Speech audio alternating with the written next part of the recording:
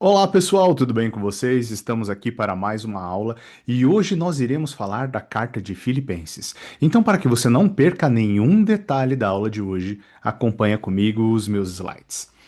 Então, vamos lá. Aqui, Filipenses, né? Então, o que você não pode perder de vista, né?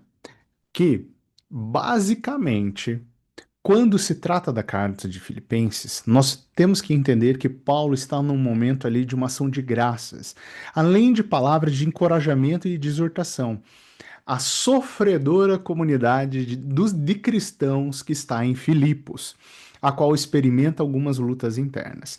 Então, quem é o autor da carta é o apóstolo Paulo, que está acompanhado do seu jovem amigo Timóteo. A data aproximada da escrita dessa carta, né, é cerca de 62 depois de Cristo. Quase que certamente, né, ali de Roma, né? Então, o que nós podemos pensar? Qual que é o destinatário dessa carta? É a igreja de Filipos, que tinha por maioria, né, um público gentil, que foi fundada praticamente ali em 48, 49 depois de Cristo por Paulo, Silas e Timóteo. Filipos está localizada na extremidade oriental da vasta planície da Macedônia, da importante via Egnácia que ligava Roma a Bizâncio, mais tarde chamada de Constantinopla e Istambul. Então a localização de Filipos ali é bem importante. Ocasião: Epafrodito, que traz a Paulo na prisão informações sobre a igreja e lhe entrega presente dos filipenses.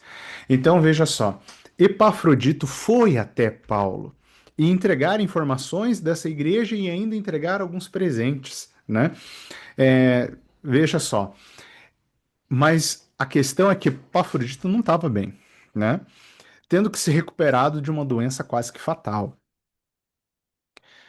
Ao que essa carta ela irá dar ênfase? A parceria entre Paulo e os filipenses no Evangelho, Cristo como chave de toda a vida, do princípio ao fim, o conhecimento de Cristo, tornando-se como ele em sua morte, sacrificando-se pelos outros, a alegria em Cristo até mesmo no sofrimento, unidade por meio da humildade e do amor, a certeza e a busca do prêmio final. Pois muito bem, como o livro de Filipenses aqui é um livro pequeno, né? Quer dizer, a carta é uma carta curta, né? Aqui nós teremos a oportunidade de passar, né, pelos capítulos. Então, no capítulo um, logo no início, tem-se uma abertura onde Paulo e Timóteo, servos de Cristo, a todos os santos em Cristo Jesus, que estão em Filipos, juntamente com os bispos e diáconos. A vocês, graça e paz de Deus, o nosso Pai, e do Senhor Jesus Cristo. Então, basicamente, aqui tem-se uma apresentação. Ainda no capítulo um, Paulo coloca: agradeço a meu Deus por toda vez que me lembro de vocês. Em todas as minhas orações em favor de vocês, sempre oro com alegria, por causa da cooperação que vocês têm dado ao Evangelho desde o primeiro dia até agora, né? Esta é a minha oração, já passando lá para o versículo 9. Esta é minha oração, que o amor de vocês aumente cada vez mais em conhecimento e em toda a percepção, para discernirem o que é melhor, a fim de serem puros e irrepreensíveis até o dia de Cristo, cheios do fruto da justiça, fruto que vem por meio de Jesus Cristo, para a glória e louvor a Deus. Ainda, aqui no capítulo um, vai ter-se uma menção aos sofrimentos de Paulo. Quero que saibam, irmãos, que aquilo que me aconteceu tem antes servido para progresso do Evangelho, porque para mim o viver é Cristo e o morrer é lucro. Mas ao final ali do capítulo, não importa o que aconteça, exerçam a sua cidadania de maneira digna do Evangelho de Cristo, para que vocês assim, quer eu vá e os veja, quer apenas ouça a seu respeito em minha ausência, fique eu sabendo que vocês permanecem firmes num só espírito, lutando unânimes pela fé evangélica, sem de forma alguma deixar-se intimidar por aqueles que se opõem a vocês. Para eles, isso é um sinal de destruição, mas para vocês, de salvação, e isso da parte de Deus. Pois a vocês foi dado o privilégio de não apenas crer em Cristo, mas também de sofrer por Ele, já que estão passando pelo mesmo combate que me vieram enfrentar e agora ouvem o que ainda enfrento. Então, basicamente, Paulo ele está dizendo que o sofrimento, quando é por Cristo, vale muito a pena, porque Cristo morreu por nós. Através dele, por meio dele, nós temos a vida eterna. Então, se sofremos na sua vida, é para a glória de Cristo. E aqui, no capítulo 2, vai se entrar numa questão de uma humildade cristã, né? Ou seja, como que deve ser o comportamento do cristão? Nada façam por ambição egoísta ou por vaidade, mas humildemente considerem os outros superiores a si mesmos. Cada um cuide não somente dos seus interesses, mas também dos interesses dos outros. Então, basicamente, aqui uma repreensão a todo tipo de egoísmo e vaidade, né? Vamos lembrar, devemos amar ao próximo. Então, se somos egoístas, né, altivos, a gente está amando muito mais a si mesmo e não está amando o próximo. Ali no versículo 5, seja a atitude de vocês a mesma de Cristo Jesus, que, embora sendo Deus, não considerou que o ser igual a Deus era algo a que devia apegar-se, mas esvaziou-se a si mesmo, vindo a ser servo, tornando-se semelhante aos homens. Então aqui, basicamente, a força, né, do argumento ali de Paulo é que o próprio Cristo, que é Deus, foi absolutamente humilde, sendo que ele teria todo o potencial para fazer o contrário, mas a natureza de Cristo é humilde. Ainda no capítulo 2, brilhando como estrelas, né? Ou seja, um certo destaque. Assim, meus amados, como vocês obedeceram, não apenas em minha presença, porém muito mais agora na minha ausência, ponham em ação a salvação de vocês com temor e tremor. Opa! Pois é Deus quem efetua em vocês tanto o querer quanto o realizar, de acordo com a boa vontade dele. Façam tudo sem queixas e nem discussões, para que venham tornar-se puros e irrepreensíveis, filhos de Deus inculpáveis no meio de uma geração corrompida e depravada, na qual vocês brilham como estrelas no universo, retendo firmemente a palavra da vida. Assim, no dia de Cristo, eu me orgulharei de não ter corrido e nem me esforçado inutilmente. Veja que o capítulo aqui ele fala para vocês brilharem, né, como para os filipenses brilharem como estrelas, mas não no sentido de se gloriar, mas porque eles seriam portadores da palavra da vida. E um pouco antes, aqui no, no versículo 12 e 13, é dito para que a pessoa não se vanglorie, porque tudo que ela está fazendo ali é pelo poder de Deus.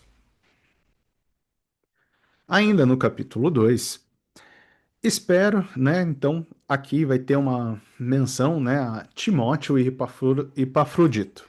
Espero no Senhor Jesus enviar-lhes Timóteo brevemente, para que eu também me sinta animado quando receber notícia de vocês. Mas vocês sabem que Timóteo foi aprovado, porque serviu comigo no trabalho do Evangelho como a um filho ao lado de seu pai. Então veja, né, tem-se uma relação importante ali, onde Paulo literalmente caminha com Timóteo, né? E o instrui. E eles têm meio que essa relação de pai e filho, né? Ou seja, tem um vínculo. Contudo, penso que será necessário enviar-lhes de volta Epafrodito, meu irmão, cooperador e companheiro de lutas, mensageiro que vocês enviaram para atender às minhas necessidades, pois ele tem, Epafrodito, saudade de todos vocês e está angustiado por ficarem sabendo que ele esteve doente, né? Então, veja, Epafrodito, inclusive, né, acabou ficando doente em toda essa jornada. A plena confiança em Cristo, agora ali no capítulo 3. Cuidado com os cães, cuidado com estes que praticam o mal, cuidado com a falsa circuncisão, pois nós é que somos a circuncisão. Nós que adoramos pelo Espírito de Deus, que nos gloriamos em Cristo Jesus e não temos confiança alguma na carne. Embora eu mesmo tivesse razões para ter tal confiança, se alguém pensa que tem razões para confiar na carne, eu ainda mais, circuncidado, no oitavo dia de vida, pertencente ao povo de Israel, à tribo de Benjamim, verdadeiro hebreu, quanto à lei, fariseu, quanto ao zelo, perseguidor da igreja, quanto à justiça que há na lei, irrepreensível. Basicamente, Paulo está também dizendo o seguinte: que ele teria todos os motivos do mundo para confiar na carne, mas ele não confia. Ele tem até todo um histórico, né? Ou seja, ele é, né? Ele é circuncidado, ele pertence ao povo de Israel, ele é da tribo de Benjamim, ele é verdadeiramente hebreu, era fariseu, ou seja, mas quanto a isso, ele se atenta a ter a circuncisão do coração, que é a verdadeira adoração. Essa é a verdadeira circuncisão, não é o da carne, né? Ou seja, a confiança em Cristo Jesus.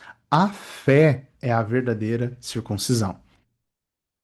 Prosseguindo para o alvo, você já deve ter ouvido, né, músicas, né, com prosseguindo para o alvo, ou até mesmo algum pastor mencionando em alguma pregação. Então, aqui nós vamos ver essa passagem. Irmãos, né, ali no capítulo 13, versículo 13.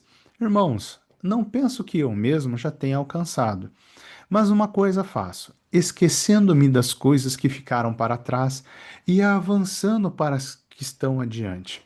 Prossigo para o alvo, a fim de ganhar o prêmio do chamado celestial de Deus em Cristo Jesus. A nossa cidadania, porém, está nos céus, de onde esperamos ansiosamente um Salvador, o Senhor Jesus Cristo, pelo poder que capacita a colocar todas as coisas debaixo do seu domínio. Ele transformará os nossos corpos humilhados para serem semelhantes ao seu corpo glorioso. Então, veja que nesta passagem, Paulo está dizendo que nós devemos prosseguir para o alvo, né? Ou seja, termos os olhos fixos em Jesus, mirando não essa vida terrena, mas a vida eterna, que é no reino dos céus, né? Ou seja, aqui nós temos uma missão de levar o evangelho, de obedecer a Deus, né? Então, isso é prosseguir para o alvo, né? E, logicamente, não se deixar levar pelas coisas deste mundo. Não seja tão apegado a este mundo, porque a eternidade é no reino dos céus. Capítulo 4. Exortações. Alegrem-se sempre no Senhor, novamente direi. Alegrem-se.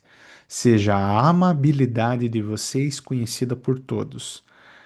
Perto está o Senhor. Não andem ansiosos por coisa alguma, mas em tudo, pela oração e súplicas e com ação de graças, apresentem os seus pedidos a Deus. E a paz de Deus, que excede todo o entendimento, guardará os seus corações e as suas mentes em Cristo Jesus. Então veja só, quantas vezes você já se pegou muito ansioso, preocupado, com muitas coisas. A minha pergunta para você é: quantas vezes nessas situações você parou tudo o que estava fazendo, dobrou seu joelho e foi orar, colocou um louvor para você ouvir, entregou as suas angústias para Deus? É muito importante que, com oração e súplicas e ação de graças, ou seja, você fala com Deus, você suplica a Deus e você agradece por tudo que você tem. Você apresenta os seus pedidos a Deus e veja, e a paz dele, que excede todo entendimento, vai guardar o seu coração e a sua mente. Aqui no versículo 8, finalmente, irmãos, tudo que for verdadeiro, tudo que for nobre, tudo que for correto, tudo que for puro, tudo que for amável, tudo que for de boa fama, se houver algo de excelente ou digno de louvor, pensem nessas coisas. Tudo que vocês aprenderam, receberam, ouviram, viram em mim, ponham em prática, e o Deus da paz estará com vocês. Então veja, aqui Paulo faz uma lista enorme de coisas que e os filipenses devem se apegar. Ou seja, se apegar nas coisas do alto, não nas coisas do mundo. Agradecimento pelas ofertas, né? Então ali no versículo 10, então como Paulo recebeu uma oferta generosa ali do povo de Filipenses, alegro-me grandemente no Senhor, porque finalmente vocês renovaram o seu interesse por mim. De fato, vocês já se interessavam, mas não tinham a oportunidade de demonstrá-lo. Não estou dizendo isso porque esteja necessitado, pois aprendi a adaptar-me a toda circunstância. Sei o que é passar necessidade e sei o que é ter fartura. Aprendi o segredo de viver contente em toda e qualquer situação. Seja bem alimentado, seja com fome, tendo muito ou passando necessidade. Tudo posso naquele que me fortalece. Tudo posso naquele que me fortalece. Veja que quando você lê todo o contexto da carta ou da passagem, tem um sentido muito diferente do que as pessoas meio que usam no dia a dia, né? Então, algumas pessoas usam essa passagem para dizer que tudo elas conseguem fazer, porque tudo posso naquele que me fortalece. Paulo está dizendo que ele consegue ser grato e contente e feliz porque ele descobriu como viver assim. E viver assim significa estar conectado com Cristo, conectado com Deus, sendo grato. Então, se tem muito ou se tem pouco, não vai fazer diferença, porque o espírito dele é alimentado. Por isso, tudo posso naquele que me fortalece. Porque o alimento dele não está vindo deste mundo, mas sim do espírito. Saudações finais. Saúdem a todos os santos em Cristo Jesus. Os irmãos que estão comigo enviam saudações. Todos os santos lhe enviam saudações, especialmente os que estão no palácio de César. A graça do Senhor Jesus seja com o espírito de vocês. Amém. Então veja só, aqui encerra-se a carta aos Filipenses. E veja que esta carta tem gratidão da parte de Paulo pelas ofertas que ele recebeu. Tem-se exortações, ou seja, para que eles mantenham-se atento àquilo que é importante. Veja, existem ensinamentos nessa carta. Então, apesar de ser uma carta basicamente breve, é uma carta com uma grande riqueza de conhecimento e muito poder do Espírito Santo nessa carta. Então, meus caros irmãos, esta foi a aula da carta aos Filipenses. Uma boa semana para você, que Deus os abençoe. E bons estudos, né?